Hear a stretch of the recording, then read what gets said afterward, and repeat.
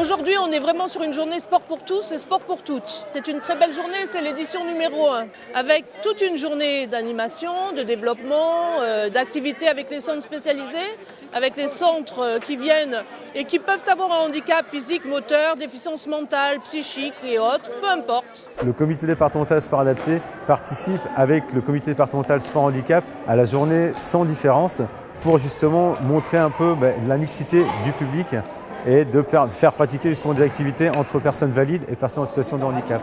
Déficience psychique et mentale, handicap physique ou moteur, autiste. Mais aujourd'hui, c'était l'ensemble de ces handicaps qui étaient représentés.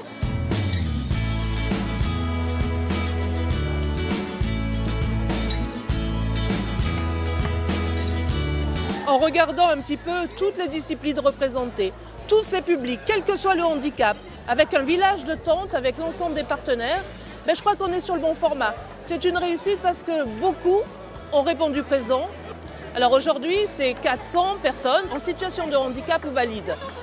Cette journée était aussi ouverte à toute personne qui souhaitait venir découvrir un savoir-faire.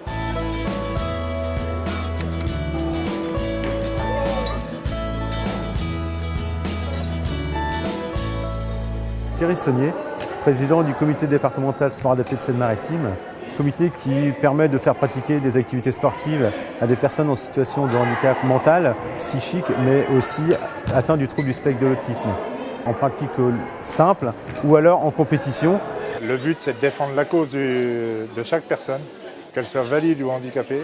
Et à ce titre, nous participons à cette journée, donc comité handisport qui s'occupe essentiellement des personnes en situation de handicap moteur, des handicaps physiques et sensoriels. Ensuite, il y a les commissions qui ont été créées, commission formation. On a la commission sportive de haut niveau, auquel moi j'y attache beaucoup d'importance. Parce que quand on voit tous nos sportifs de haut niveau, il y a Florian Mérien qui est là. Florian Mérien, je fais du tennis de table handisport. Je suis sélectionné pour les Jeux de Rio là, qui vont se passer en septembre de cette année. J'ai gagné les Jeux de Pékin en 2008 et après j'ai 2 titres de champion du monde, 6 titres de champion d'Europe et pas mal de titres de champion de France. Alors du coup on m'a demandé d'être le parrain de cette grande journée où on va pouvoir parler de handicap mais positivement. Et avoir tous les sourires un peu partout, ça a l'air de bien fonctionner.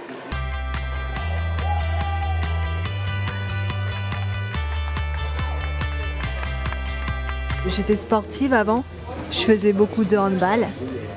Donc depuis le début de l'année, j'entraîne l'équipe de moins de 11 à Octeville. Mon objectif, c'est à la fin de l'année de commencer un BPGEPS, activité pour tous. Aujourd'hui, on m'a demandé d'être ambassadrice et donc de ce fait, on peut me financer la formation.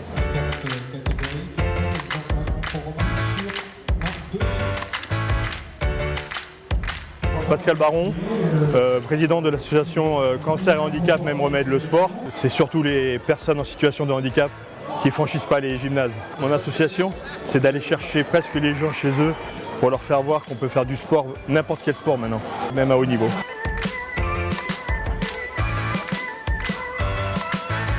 Ils viennent découvrir et on s'est aperçu que ce matin, il y avait déjà, malgré leur handicap, arrivé à renvoyer le volant, quoi. Alors je me dis qu'avec un peu plus de perfectionnement, ils arriveraient à quelque chose, quoi. Tout le monde va pouvoir un peu s'amuser et essayer des nouvelles pratiques sportives. On accueille tout le monde, hommes et femmes, jeunes ou moins jeunes, en situation de handicap. On dit bien en situation de handicap, parce qu'un jour ou l'autre, tout le monde peut se retrouver en situation de handicap. Et cette journée aujourd'hui démontre l'intérêt de développer cela et de faire en sorte que ça doit être le socle de tous les projets sportifs portés par les ligues sportives, les comités départementaux et les clubs.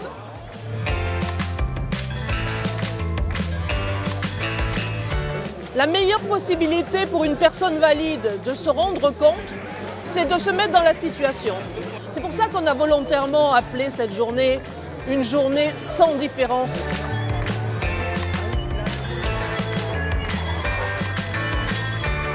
Soit on mettait les personnes en situation de cécité, soit on les mettait en situation de handicap physique ou moteur. Si dès le plus jeune âge on est confronté et la personne valide au handicap et la personne handicapée au valide, Ça va permettre de trouver des solutions des deux côtés. Franchement, on peut se mettre en situation des enfants handicapés, en fauteuil roulant.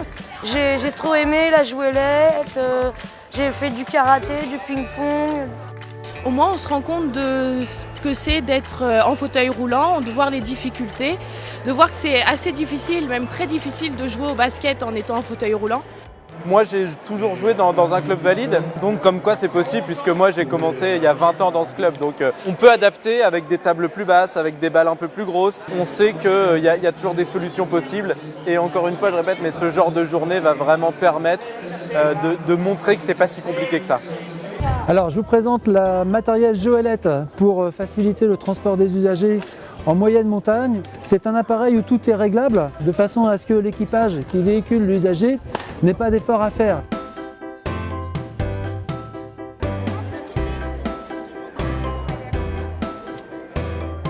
Fou, c'est 4. Donc là, on voit qu'il y a un jeu d'échecs. Donc là, les blancs n'ont pas une petite pointe, tandis que les noirs, ils ont une petite pointe ici. Donc ça, c'est pour reconnaître la couleur. Donc le club de Fécamp a ouvert ses portes aux handicapés depuis la rentrée de septembre 2014. C'est les mêmes règles pour tout le monde, sauf que eux ils font à leur niveau, à leur possibilité. 7 on attaque, 8 on attaque. Et le deuxième atelier, c'est le disque goal que vous avez devant vous. Le but de l'opération, c'est de mettre le disque, si vous voulez, en minimum 2 coups dans le panier. Et c'est une activité qui peut se pratiquer surtout en famille. On se rend compte que toutes les activités sportives sont adaptables de manière à ce qu'une personne qui peut être en déficience visuelle, eh bien on adapte le matériel, on fait en sorte que les ballons puissent être sonores.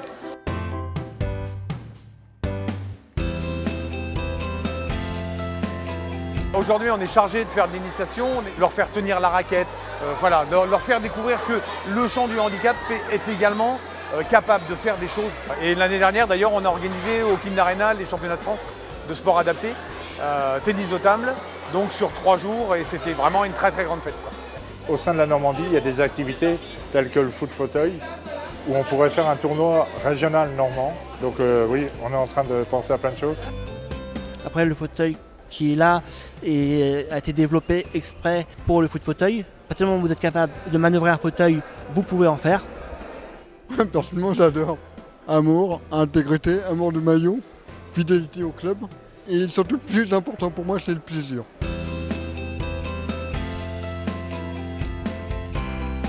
Mais on a volontairement voulu l'organiser à Yerville parce que, on est au CRJS de Yerville, qui est une structure qui représente et qui prend l'organisation de la plateforme régionale du handicap. 2, parce qu'on est en milieu rural, on est au cœur des territoires. Et pour commencer une première journée sans différence, c'était essentiel. Nous sommes aujourd'hui rassemblés pour mettre à l'honneur 10 clubs sportifs du département, exemplaires en matière d'accueil des personnes en situation de handicap. Accompagnés avec l'État, avec les comités régionaux et départementaux, nous devons accompagner les clubs qui souhaitent s'investir, qui souhaitent former. Parce que ces labels, remis à 10 clubs 4 étoiles, démontrent une évolution dans l'accueil des personnes en situation de handicap qui doit devenir le but à atteindre. Puis à la remise de ces labels 4 étoiles aux 10 clubs qui, ce soir, vont suivre tous les autres clubs qui dans la journée ont reçu leur 1, 2 ou 3 étoiles. Avoir des moyens, des aides matérielles, des aides en matière de développement, en matière de conseil, comment accueillir au mieux des personnes en situation de handicap. Il est sans doute difficile de trouver un club adapté, c'est pour ça qu'il y a les labels qui existent, qui vont pouvoir permettre un peu de référencer tous les clubs où ce sera accessible pour les personnes en fauteuil, pour les personnes ayant des difficultés de vision, d'audition, pour l'autisme. Les critères que nous avons choisis pour l'attribution des étoiles. Le nombre de personnes en situation de handicap accueillies au sein des clubs, les typologies de handicap intégrées, la fréquence des séances, l'accueil et l'inclusion dans la vie du club. La création, et ça nous y tenons, de sections sportives affiliées. Demain, on considérera que le sport est vraiment du sport pour tous et on ne parlera plus de handicap. Si on s'arrêtait qu'à cette journée, on aurait perdu notre pari. L'objectif de cette journée, c'est démontrer que c'est possible. En fait, il faut faire en sorte de faire rejoindre les deux, le club et la personne, pour que ce soit une vraie réussite. À l'automne, on va être prêt pour mettre et faire la nouvelle élection pour les 4 ans de Paralympiade et emmener une équipe handi aux prochains Jeux paralympiques dans 4 ans. On parle beaucoup d'accessibilité, on parle moins d'emploi. Et là aussi, on a beaucoup de retard à rattraper et il faut qu'on travaille sur toutes ces problématiques.